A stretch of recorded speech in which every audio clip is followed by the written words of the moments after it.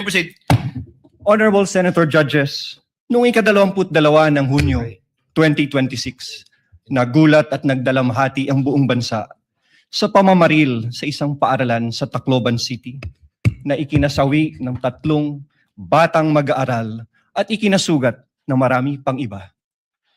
Ang mga salarin, mga minor de edad, sa kabila ng kanilang murang edad, agad na kumilos ang mga otoridad upang ipatubad ang mga umiiral na batas. Ang mensahe ay malinaw. Ang pagpigiging bata ay hindi nangangahulugang walang pananagutan. Ang pananagutan ay umiiral, pagamat iba ang paraan ng pagpapatupad nito sa ilalim ng batas.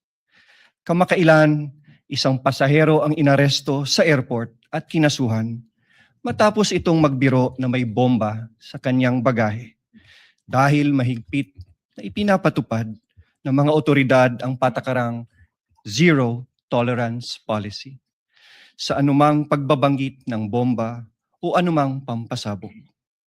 Sa isang hiwalay na pangyayari noong Mayo 2020, isang public school teacher ang inaresto, pinusasan at kinasuhan ng NBI sa Zambales matapos magbiro na magbibigay ng pabuya sa sinumang papatay sa presidente ng Republika.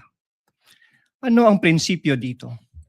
Ang pananagutan ay pinapairal sa lahat, bata man o matanda, nasa laylayan man o nasa katungkulan. The prosecution comes before you today to present evidence for Article 4, establishing that Vice President Sara Zimmerman Duterte committed acts that betrayed the public trust, committed culpable violation of the Constitution, committed high crimes in publicly admitting through a live broadcast that she contracted someone to assassinate the President, the First Lady, and the former House Speaker. We acknowledge the burden of this trial on the senator judges as well as the Filipino people.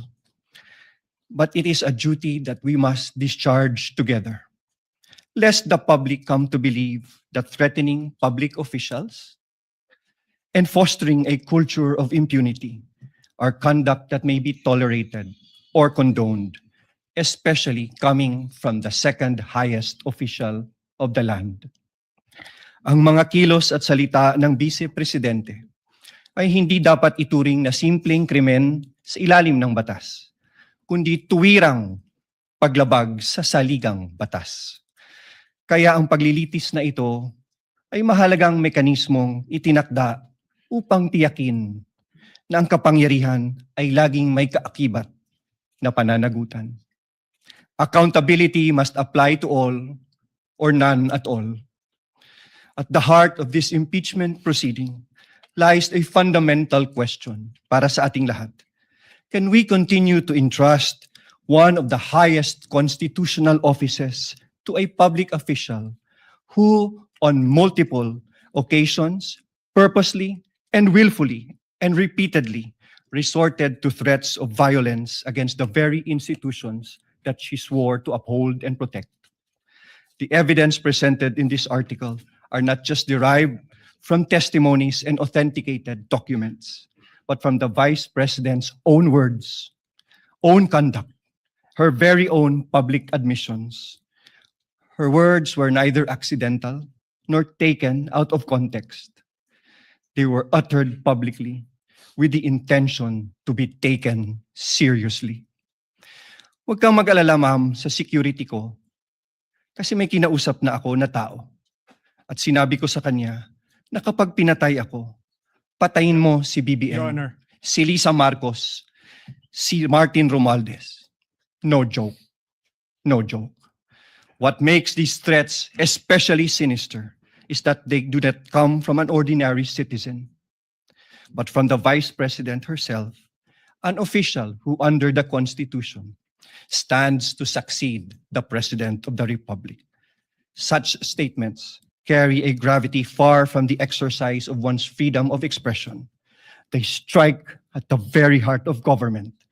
This is especially significant given that she has publicly declared her intention to run for president in the next election.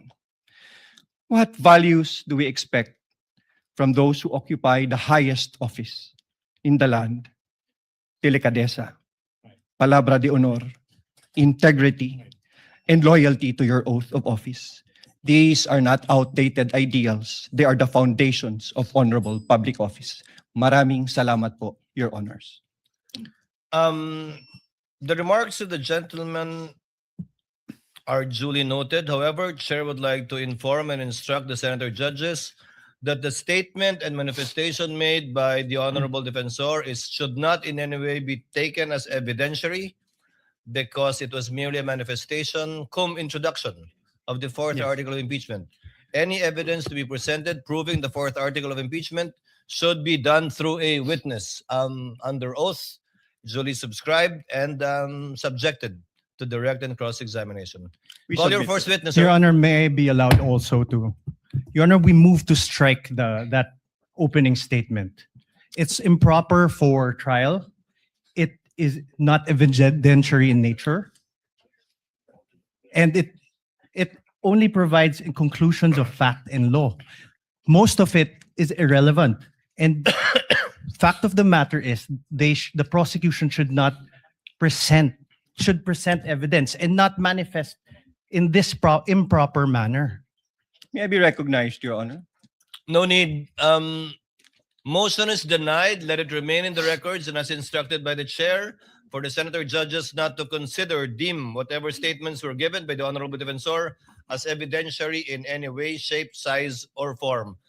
Again, counsel, call your first witness. Your Your Honor, Honor, may I request I- permission to Your Honor- recognize counsel for the panel of prosecutors, Attorney Virgil Ligutan, to conduct the examination of our first witness. Your He Honor, will may be I under the direct Counsel suspension and control correspondent, what is your pleasure? of Your the Honor, panel may of I- prosecutors. register my continuing objection to the opening statement by the prosecution. Well, I don't think he'll do it again, but nevertheless, so noted.